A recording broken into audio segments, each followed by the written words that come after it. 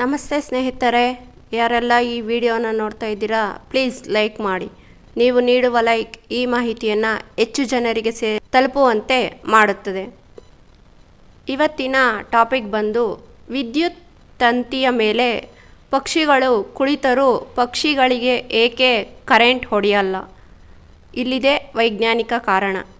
ವಿದ್ಯುತ್ ತಂತಿಗಳ ಮೇಲೆ ಪಕ್ಷಿಗಳು ಕುಳಿತರೂ ವಿದ್ಯುತ್ ಆಘಾತ ಅಥವಾ ಕರೆಂಟ್ ಏಕೆ ಉಂಟಾಗುವುದಿಲ್ಲ? ಪಕ್ಷಿಗಳು ವಿದ್ಯುತ್ ತಂತಿಯ ಮೇಲೆ ಹಾಯಾಗಿ ಜಿಗಿಯುವುದನ್ನು ನೀವು ನೋಡಿರುತ್ತೀರ.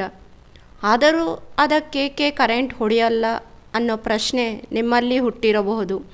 ಇದರ ಹಿಂದಿರುವ ವೈಜ್ಞಾನಿಕ ಕಾರಣ ಏನು ಅನ್ನುವುದನ್ನು ನಾವಿಂದು ತಿಳಿಯೋಣ. ಮೊದಲು ನಾವು ವಿದ್ಯುತ್ ಹರಿವಿನ ನಿಯಮವನ್ನು ಅರ್ಥ ಮಾಡಿಕೊಳ್ಳಬೇಕು. ವಿದ್ಯುತ್ ಪ್ರವಾಹವು ಎಲೆಕ್ಟ್ರಾನ್ಗಳ ಒಂದು ರೀತಿಯ ಚಲನೆಯಾಗಿದೆ. ಎಲೆಕ್ಟ್ರಾನ್ಗಳು ತಂತಿಯ ಉದ್ದಕ್ಕೂ ಚಲಿಸುತ್ತವೆ ಮತ್ತು ವಿದ್ಯುತ್ ರೂಪದಲ್ಲಿ ನಮ್ಮ ಮನೆಗಳನ್ನು ತಲುಪುತ್ತವೆ ಮತ್ತು ಸರ್ಕ್ಯೂಟ್ ಮೂಲಕ ನೆಲಕ್ಕೆ ಹೋಗುತ್ತವೆ. ಈ ರೀತಿಯಾಗಿ ಸರ್ಕ್ಯೂಟ್ ಪೂರ್ಣಗೊಳ್ಳುತ್ತದೆ. ವಿದ್ಯುತ್ ಎರಡು ತತ್ವಗಳ ಮೇಲೆ ಕಾರ್ಯನಿರ್ವಹಿಸುತ್ತದೆ. ಮೊದಲನೆಯದು, ಎಲೆಕ್ಟ್ರಾನ್ಗಳು ಯಾವಾಗಲೂ ಮುಂದಕ್ಕೆ ಚಲಿಸುತ್ತದೆ.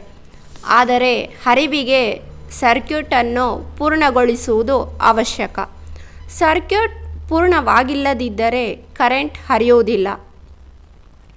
ಎರಡನೆಯದಾಗಿ, ಎಲೆಕ್ಟ್ರಾನ್ಗಳು ಯಾವಾಗಲೂ ಕಡಿಮೆ ಅಡಚಣೆ ಅಥವಾ ಪ್ರತಿರೋಧವನ್ನು ಹೊಂದಿರುವ ಮಾರ್ಗವನ್ನು ಆರಿಸಿಕೊಳ್ಳುತ್ತವೆ.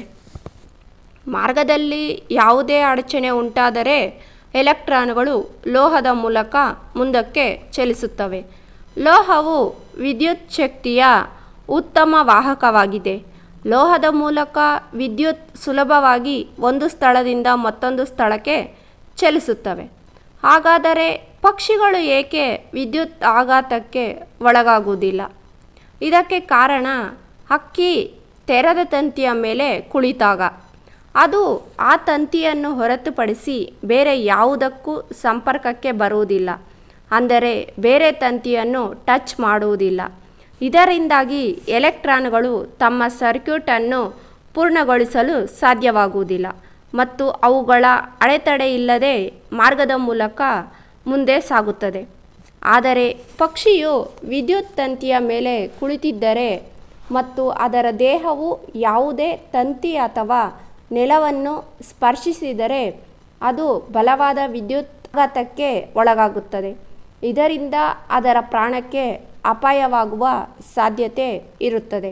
ಸರಳ ಭಾಷೆಯಲ್ಲಿ, ಸರ್ಕ್ಯೂಟ್ ಪೂರ್ಣಗೊಳ್ಳುವವರೆಗೂ ಮತ್ತು ವಿದ್ಯುತ್ ಶಕ್ತಿಯು ಅರ್ಥವಾಗುವವರೆಗೂ ವಿದ್ಯುತ್ ಪ್ರವಾಹವು ಸಂಭವಿಸುವುದಿಲ್ಲ. ಒಂದು ವೇಳೆ ವಿದ್ಯುತ್ ಮತ್ತೊಂದು ಲೈನ್ ಟಚ್ ಆದರೆ ವಿದ್ಯುತ್ ಶಾಕ್ ಖಚಿತ. ಅದು ಪಕ್ಷಿಗಳಿಗಾಗಲಿ ಅಥವಾ ಮನುಷ್ಯರಿಗಾಗಲಿ ಅಥವಾ ಬೇರೆಯವರಿಗಾಗಲಿ. ಪಕ್ಷಿಗಳ ರೆಕ್ಕೆ ಹಾಗೂ ಕಾಲುಗಳು ಪ್ರಧಾನವಾಗಿ ವಿದ್ಯುತ್ ವಿರೋಧಿಸುವ ಗುಣಲಕ್ಷಣ ಹೊಂದಿರುವುದೇ ಆಗಿದೆ. ವಿಜ್ಞಾನದಲ್ಲಿ ಸಾಮಾನ್ಯವಾಗಿ ಉಷ್ಣವಾಹಕ ಎಂಬ ಪದವನ್ನು ಬಳಸಲಾಗುತ್ತದೆ. ಇದರ ಸಾಮಾನ್ಯ ಅರ್ಥ ಎಂದರೆ ಯಾವುದೇ ವಸ್ತು ಶಾಖವನ್ನು ಉತ್ತಮವಾಗಿ ತನ್ನಲ್ಲಿ ಸ್ವೀಕರಿಸಿ ಅದನ್ನು ಪ್ರಸರಿಸಲು ಅನುವು ಮಾಡಿಕೊಡುವ ಗುಣ ಎಂದು ಹೇಳಬಹುದು. ಇದರಿಂದ ಪಕ್ಷಿಗಳಿಗೆ ಕರೆಂಟ್ ಹೊಡೆಯುವುದಿಲ್ಲ. ಧನ್ಯವಾದಗಳು ಸ್ನೇಹಿತರೆ. ಈ ಮಾಹಿತಿ ನಿಮಗೆ ಇಷ್ಟವಾದಲ್ಲಿ ನನ್ನ ಚಾನಲನ್ನು ಸಬ್ಸ್ಕ್ರೈಬ್ ಮಾಡಿಕೊಳ್ಳುವುದನ್ನು ಮರೆಯಬೇಡಿ. ಏಕೆಂದರೆ ಇಂತಹ ಇನ್ನೂ ಹೆಚ್ಚಿನ ಮಾಹಿತಿಗಳು ನಿಮಗೆ ನನ್ನ ಚಾನಲ್ನಲ್ಲಿ ಲಭ್ಯವಾಗುತ್ತವೆ. Thank you so much.